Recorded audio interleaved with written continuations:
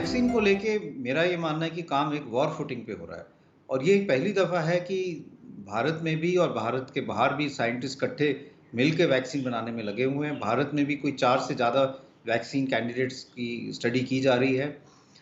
Vaccine बनाने में कई स्टेप्स लगते हैं। वैक्सीन अगर बने, भारत में भी बने तो पहले हमें ये देखना पड़ेगा कि इफ़ेक्टिव वैक्सीन है, ये ठीक ढंग से काम करती है और ये लोगों को प्रोटेक्शन देती है।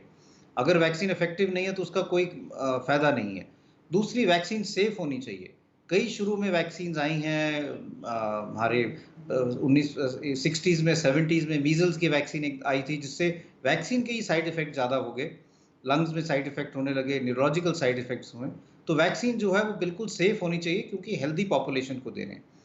उसके बाद मास प्रोडक्शन, हमें वैक्सीन अगर हम अपने 5% लोगों को भी वैक्सीनेट करना चाह रहे हैं, तो हमें 7 करोड़ वैक्सीन चाहिए होंगी। तो एक ऐसी फिर प्रोडक्शन होनी चाहिए जो इतनी ज़्यादा वैक्सीन सप्लाई कर पाएँ, जो हम लोगों को लगा पाएँ। तो ये जो सारी चैलेंजेज़ हैं, इसको मीट करने में मेरा ये मानना है कि अगले साल से तक वैक्सीन नहीं आएगी। अगर हमारे हमारे रिसर्च में कामयाबी हुई शुरू में कि हमने जो वैक्सीन पहले ट्राई की और वो कामयाब हो गई। कई दफ़ा होता है कि वैक्सीन आपने पहली दफ़ा ट्राई की, वो इतनी इफ़ेक्टिव नहीं थी, फिर आपने फिर से कोशिश की। अगर पहली दफ़ा वो कामयाब हो गई और हमारा सब कुछ टाइम पे हुआ और ठीक हो पाया, तो मेरा ये मानना है कि वैक्सीन जो है इस साल के एंड में या अर्ली नेक्स्ट ईयर तक आ पाएगी।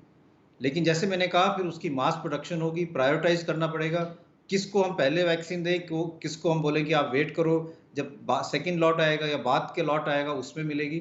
तो ये सारी चैलेंजेज़ भी जो हैं, ये फिर तब सामने आएँगी।